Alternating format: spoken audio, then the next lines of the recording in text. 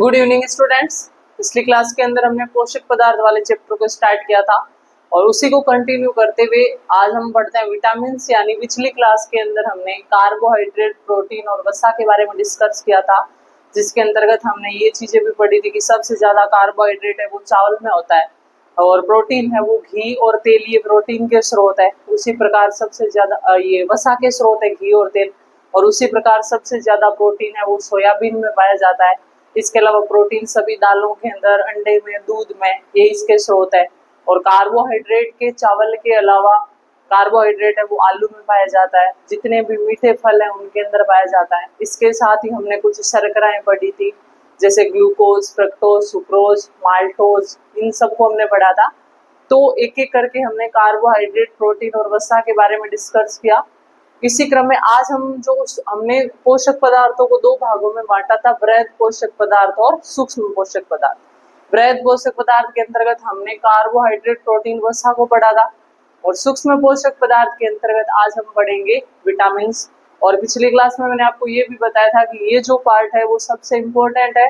99% जो क्वेश्चन में एग्जाम में क्वेश्चन बनता है वो विटामिन में से ही बनता है। तो विटामिन के बारे में डिस्कस करते हैं। तो देखिए, टॉपिक है हमारा, चैप्टर है पोषक पदार्थ, और इसके अंतर्गत हम क्या पढ़ेंगे? विटामिन। एक तो विटामिन की खोज से संबंधित दो पॉइंट हमें याद रखने हैं कि विटामिन की खोज किसने की थी। तो जो विटामिन की खोज है वो हॉपकिंस द्वारा की गई। विटामिन नाम है वो चार्ल्स फंक के द्वारा दिया गया। अब जो विटामिन की विलेयता के आधार पर विटामिन को दो भागों में बांटा गया है, एक तो जल में विलेय और एक वसा में विलेय। देखिए, विटामिन क्या होता है? हालांकि मुख्य रूप से विटामिन ऊर्जा नहीं दे सकते, लेकिन ऊर्जा देने में सहायता करते हैं। विटामिन की कमी से रोग हो जाते हैं, इसलिए हमारे भोजन के अंदर, पोषक पदार्थों के अंदर, हमारे खान पान के अंदर, शरीर के अंदर विटामिन का होना बहुत ज्यादा जरूरी है, वरना कई प्रकार के रोग उत्पन्न हो सकते हैं। तो जो विटामिन है वो दो प्रकार के होते हैं। विलेयता के आधार पर, यानी विलेयता के आधार पर विटामिन को दो भागों में बांटा गया है। एक तो वे विटामिन जो जल में घुलते हैं और एक वो विटामिन जो वसा में घुलते हैं। यानी टोटल जो विटामिन है कौन कौन से होते हैं? विटामिन होते हैं ए, बी, सी, डी, ई और के। इन विटामिनों को हमें दो भागों में बांटना है। एक तो होते हैं जल में विलेय, जो जल में घुल जाते हैं, वाटर सोल्यूबल, और दूसरे होते हैं लिपिड सोल्यूबल, यानी वसा में विलेय। अब जो कम है वो याद कर लो, इंपॉर्टेंट भी है। जल में विलेय विटामिन कौन से होंगे? विटामिन बी और विटामिन सी। तो जल में विलेय होगा विटामिन बी और विटामिन सी, और बाकी जो बचेंगे वो किस में होंगे? वसा में विलेय। Vitamin A, vitamin D, vitamin E और विटामिन के। इंपॉर्टेंट पॉइंट है, विटामिन की खोज हॉपकिंस ने की थी। विटामिन नाम चार्ल्स फंक ने दिया था। विटामिन दो प्रकार के होते हैं, जल में विलेय विटामिन बी और विटामिन सी, जबकि वसा में विलेय विटामिन ए, डी, ई और के। इन विटामिनों को हम विस्तार से पढ़ेंगे। किस विटामिन का क्या रासायनिक नाम होता है, किस विटामिन की कमी से कौन सा रोग होता है, इसके बारे में डिस्कस करेंगे। उसके अलावा ये जो विटामिन बी है इसके काफी घटक भी है, B1, B2, B3, B5, B6, B7, B9, B10, 12, इन सब विटामिन के बारे में हम डिस्कस करेंगे। तो अभी आप यहाँ तक नोट कीजिए, फिर हम पढ़ते हैं विटामिन के घटक। तो देखिए स्टूडेंट्स, अब हम देखते हैं विटामिन को विस्तार से।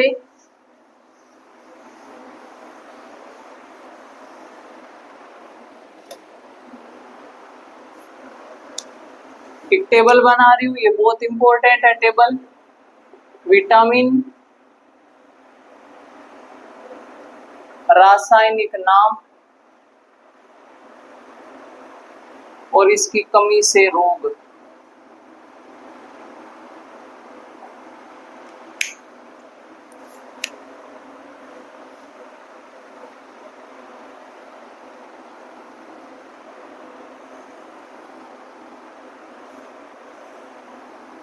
कौन कौन से विटामिन होते हैं? Vitamin A, B, vitamin C, vitamin D, vitamin E और विटामिन क। अब देखिए, जो विटामिन ए है इसका रासायनिक नाम होता है रेटिनोल, रेटिनोल। विटामिन बी का रासायनिक नाम है थायमीन, सी का रासायनिक नाम है एस्कॉर्बिक अम्ल,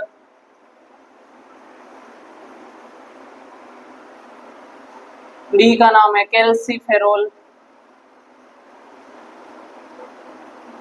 ई का नाम है टेकोफेरोल और विटामिन के का नाम है हाइलोक्विनोन।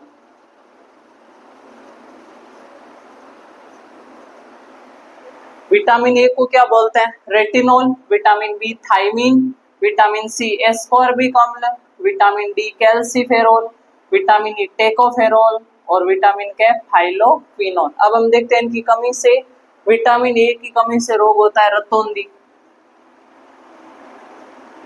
रतौंधी क्या होता है? रात में दिखाई नहीं देना, क्या कहलाता है? रतौंधी। और इसको दूर करने के लिए उत्तम स्रोत क्या है? इसके साथ नोट कर लेना, गाजर। क्योंकि गाजर के अंदर जो कैरोटीन रसायन होता है उसको हमारे लीवर द्वारा किसमें बदल दिया जाता है? विटामिन ए के अंदर। हालांकि इनके स्रोत हरी पत्तेदार सब्जियां, दूध लगभग सभी में होगा, एक विटामिन सी को छोड़कर। तो ज्यादा इंपॉर्टेंट जो स्रोत है वो बता दिया मैंने कि रतौंधी की कमी के लिए किसका सेवन किया जाता है? गाजर का, जिसके अंदर कैरोटीन नामक रसायन होता है। और वो कैरोटीन जब हमारे शरीर में जाता है तो लीवर उसको किसमें बदल देता है? विटामिन ए में। विटामिन बी की कमी से रोग होता है बेरी बेरी। बेरी बेरी क्या होता है? बेरी बेरी यानी लंबाई कम बढ़ना, बोनापन रह जाना। तो बेरी बेरी यानी बोनापन। विटामिन सी की कमी से रोग होता है स्कर्वी। स्कर्वी क्या होता है? विटामिन सी की कमी से मसूड़ों से खून आने लगता है, उसको क्या बोलते हैं? स्कर्वी, यानी मसूड़ों से खून आना। विटामिन डी रिकेट्स रोग यानी हड्डियां कमजोर होना।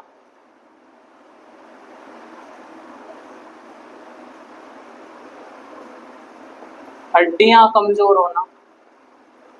और आपको पता हो तो विटामिन डी को हम भोजन के रूप में नहीं लेते हैं, बल्कि विटामिन डी हमें सूरज के प्रकाश से मिलता है। सूर्य के प्रकाश से क्या बनता है? हमारे शरीर की कोशिकाएं वो विटामिन डी बनाती है, तो वो हमारी शरीर की हड्डियों के लिए बहुत ज्यादा इंपॉर्टेंट है। तो प्रत्येक दिन आपको 10 से 15 मिनट धूप अवश्य लेनी चाहिए, वरना शरीर में किसकी कमी हो जाती है? विटामिन डी की। विटामिन ई की कमी से बांझपन हो जाता है या नपुंसकता भी बोलते हैं। और विटामिन के की कमी से रक्त का थक्का नहीं बनना। रक्त का थक्का नहीं बनना। अगर आपको रोगों वाला चैप्टर याद हो या आपने पढ़ा हो तो मैंने आपको एक रोग बताया था, हीमोफीलिया रोग, जिसके अंदर रोगी व्यक्ति के शरीर में रक्त का थक्का नहीं बनता। यानी ऐसे व्यक्ति को जब चोट लगती है तो खून लगातार बहता है, रुकता ही नहीं है, उस रोग को हीमोफीलिया बोलते हैं। तो शरीर में जहां पर चोट लगती है वहां पर खून आकर जम जाता है, उसी को क्या बोलते हैं? रक्त का थक्का। इसके अंदर एक तो विटामिन के सहायक होता है, कैल्शियम आयन सहायक होता है। ठीक है, तो विटामिन के की कमी से हीमोफीलिया रोग हो जाता है या शरीर में रक्त का थक्का नहीं बनता। तो ये टेबल बहुत इंपॉर्टेंट है। इस टेबल के बाद जो विटामिन बी है इसके भी कुछ अलग से घटक हैं, उनके भी रासायनिक नाम है, उनको हम डिस्कस करेंगे। तो अभी आप इस टेबल को नोट कीजिए। तो अब हम देखते हैं विटामिन बी के घटकों को।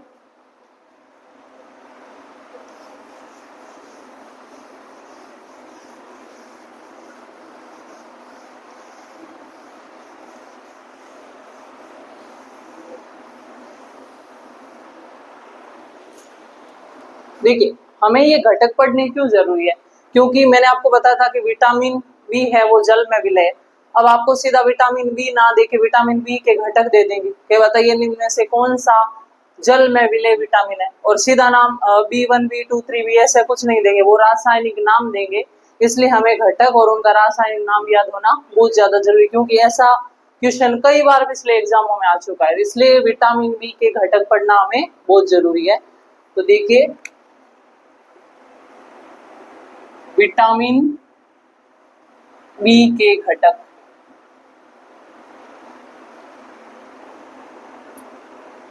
जैसे B1 B2 B3 B4 नहीं है, B5 B6 B7 B8 भी नहीं है, B9 B10 भी नहीं है और B12।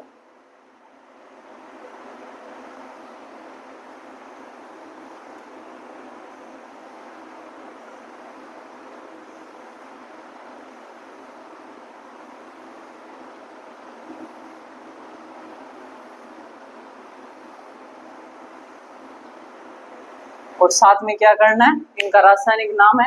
B1 का वही होगा जो B का था, क्या, थायमीन। B2 का है राइबोफ्लेविन।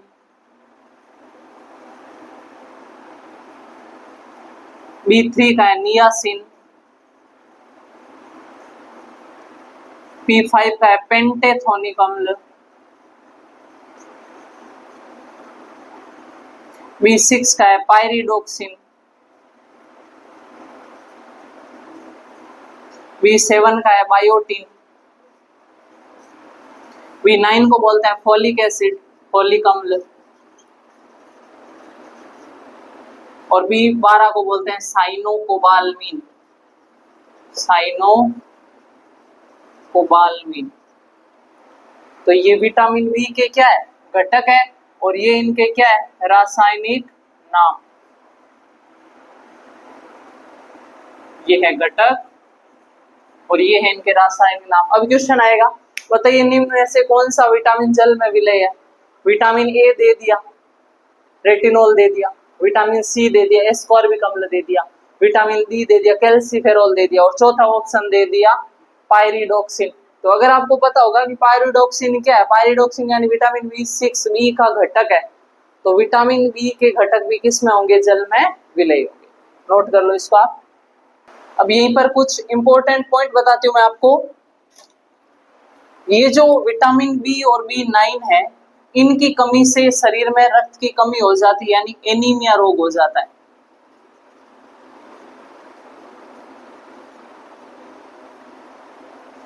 यानी शरीर में अगर विटामिन B9 और B12 की कमी होगी तो कौन सा रोग होगा, एनीमिया रोग। आपके शरीर में अगर खून की कमी है तो डॉक्टर आपको क्या करेंगे, फोलिक एसिड की टेबलेट देंगे। फोलिक एसिड क्या करता है, शरीर के अंदर खून बनाने का काम करता है। तो विटामिन B9 और B12 हमारे शरीर में खून की कमी को पूरा करते हैं, और इनकी कमी से कौन सा रोग हो जाता है, एनीमिया रोग, यानी खून की कमी। एक ये जो विटामिन B3 है, इसकी कमी से एक रोग होता है जिसका नाम है पेलेग्रा।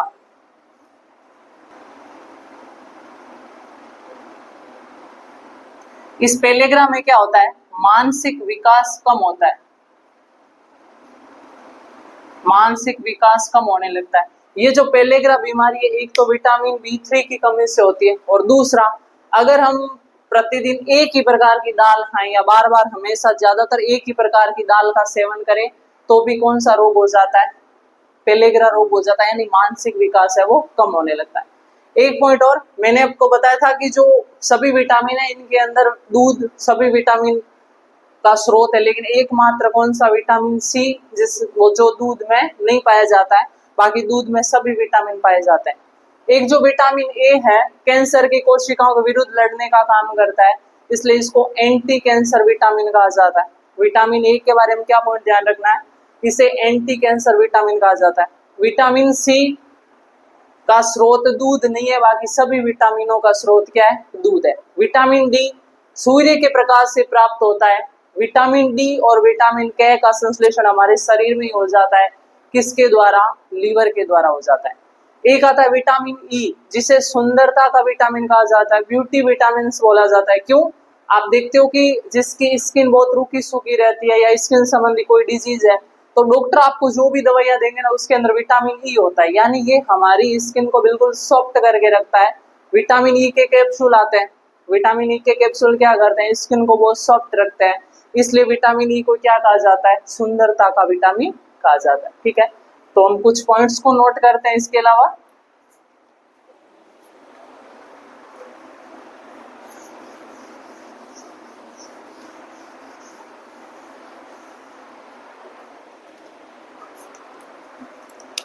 देखिए पहला पॉइंट है, विटामिन ए को एंटी कैंसर विटामिन कहा जाता है, एंटी कैंसर विटामिन कहा जाता है। यानी जो जो पॉइंट मैंने अभी आपको बताए वो नोट करवा रही हूं, तो आप नोट्स में लिख लीजिए। दूसरा है, एक ही प्रकार की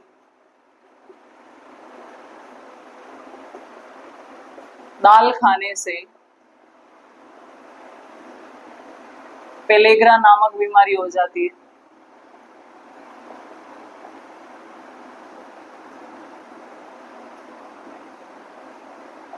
और पेलेग्रा बीमारी किस विटामिन की कमी से, विटामिन B3।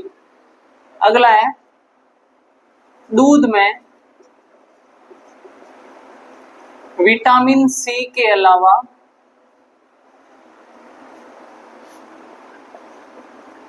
अन्य सभी प्रकार के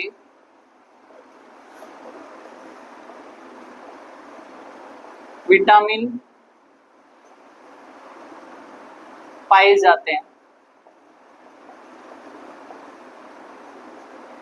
नेक्स्ट पॉइंट है, सूर्य के प्रकाश से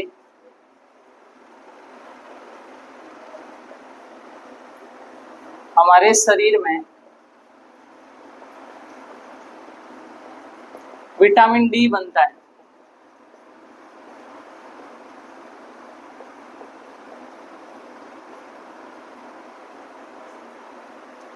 नेक्स्ट पॉइंट है, विटामिन डी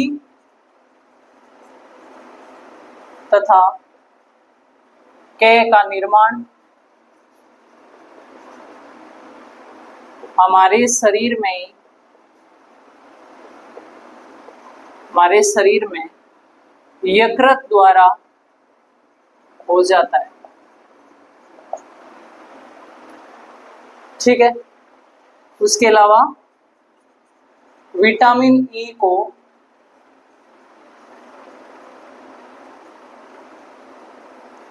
सुंदरता का विटामिन कहा जाता है,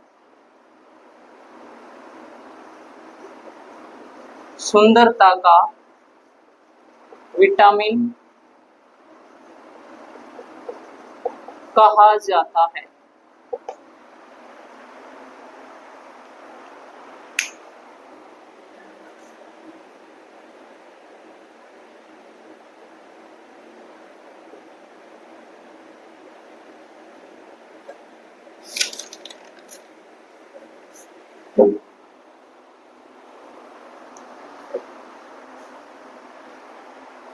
और एक अंतिम और सबसे इंपॉर्टेंट पॉइंट कि विटामिन B12 में कोबाल्ट धातु पाई जाती है, capital C small o, cobalt धातु पाई जाती है। बहुत इंपॉर्टेंट पॉइंट है, ये ध्यान रखना, कई बार क्वेश्चन आया विटामिन B12 में पाई जाने वाली धातु कौन सी है, तो विटामिन B12 में कोबाल्ट धातु पाई जाती है। एक पॉइंट और ध्यान रखना हमें कि पोषक पदार्थों से जो ऊर्जा प्राप्त होती है शरीर को, उसको मापने की इकाई क्या है। हम देखते हैं ना कि कितनी ऊर्जा कैलोरी होनी चाहिए, तो मापने की इकाई क्या है, कैलोरी। तो यहाँ पॉइंट बनाती हूं मैं,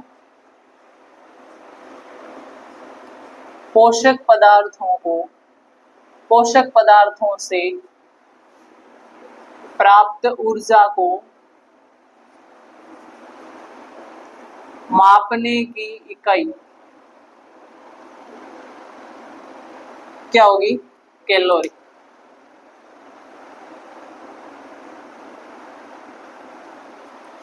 नोट कर लीजिए पॉइंट्स को।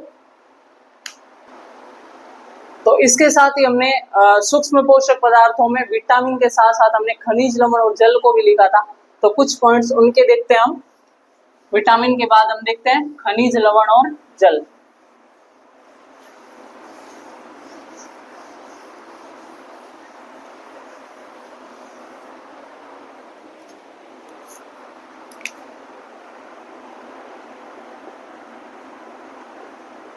देखिए स्टूडेंट्स, खनिज लवण क्या होता है? हमारे शरीर के कई भागों में कई तत्व पाए जाते हैं, जैसे हमारे दांतों और हड्डियों में पाया जाता है कैल्शियम और फास्फोरस। हड्डियों में कैल्शियम होता है, दांतों में फास्फोरस होता है। उसी प्रकार हमारे रक्त के अंदर हीमोग्लोबिन पाया जाता है, जिसके अंदर आयरन या लौह धातु पाई जाती है। उसके अलावा हमारे तंत्रिका तंत्र के अंदर सोडियम और पोटेशियम तत्व पाए जाते हैं, पोटेशियम और सोडियम धातुएं पाई जाती है। ठीक है, तो इस प्रकार के हमारे शरीर में कुछ तत्व पाए जाते हैं, उनके बारे में हम डिस्कस करते हैं। तो खनिज लवण, मानव शरीर का 4% भाग किससे मिलकर बना होता है? खनिज लवणों से।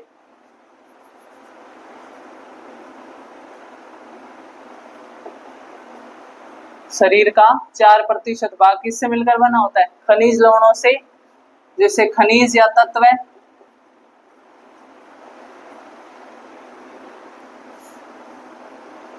शरीर के अंग, जैसे पहले हैं कैल्शियम, किसमें होता है? हड्डियों में।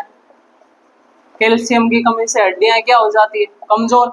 इसलिए दूध पीते हैं, दूध में क्या होता है? कैल्शियम होता है। दूसरा है फास्फोरस,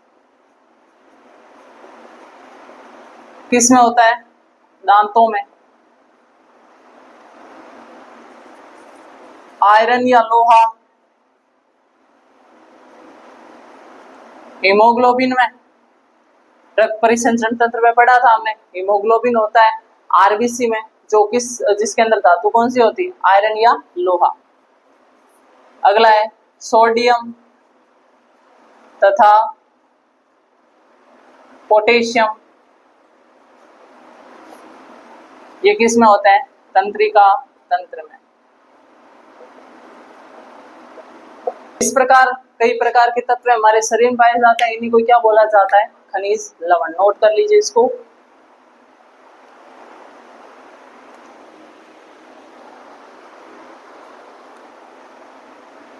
और उसके बाद हम डिस्कस करते हैं लास्ट में जल। जल है तो जीवन है, यानी जल शरीर का मुख्य भाग है। हमारे शरीर का, मानव शरीर का 65 से 70% भाग है वो जल से मिलकर बना होता है। जल के बिना शरीर में निर्जलीकरण हो जाएगा, कोई भी एंजाइम काम नहीं करेंगे, शरीर की जैविक क्रिया नहीं होगी। तो जल जीवन के लिए आवश्यक है। जल का सूत्र क्या होता है? H2O। इसकी pH कितनी होती है? 7, यानी ये उदासीन होता है, ना अम्लीय होता है ना क्षारीय होता है। नेक्स्ट पॉइंट, जल द्रव अवस्था में क्यों पाया जाता है? क्योंकि इसके अंदर एक बंध पाया जाता है, बॉन्ड पाया जाता है, हाइड्रोजन बॉन्ड, जो एक दुर्बल बल होता है। और दुर्बल होगा तो देखिए तीन प्रकार की अवस्थाएं होती है पदार्थ की, ठोस, द्रव और गैस। अगर बल ज्यादा होगा पदार्थ के कणों के बीच तो वो पास पास रहेंगे, यानी ठोस अवस्था। थोड़ा सा कमजोर तो थोड़े थोड़े दूर रहेंगे, यानी द्रव अवस्था। और बहुत कमजोर होगा तो अणु बहुत ज्यादा दूर दूर रहेंगे, यानी गैस अवस्था। तो जो हाइड्रोजन बॉन्ड है वो थोड़ा सा दुर्बल बल है, जल में पाया जाता है। इसलिए जल हमेशा किस अवस्था में पाया जाता है? द्रव अवस्था में। जल में हाइड्रोजन बॉन्डिंग के कारण जल द्रव अवस्था में पाया जाता है। ठीक है, यह शरीर में 65 से 70% भाग बनाता है।